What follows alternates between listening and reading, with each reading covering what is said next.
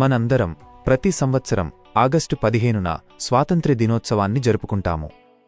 దీనికి కారణం సరిగ్గా ఇదే రోజున 1947లో భారతదేశానికి బ్రిటిష్ పాలన నుండి స్వాతంత్ర్యం లభించింది.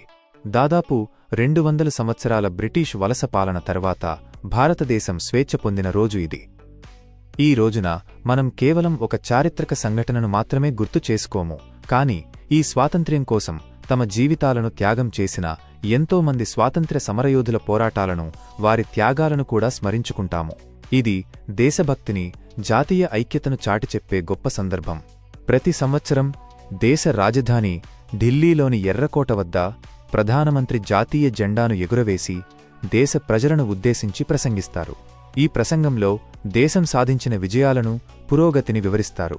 అంతేకాకుండా దేశవ్యాప్తంగా పాఠశాలలు, కళాశాలలు,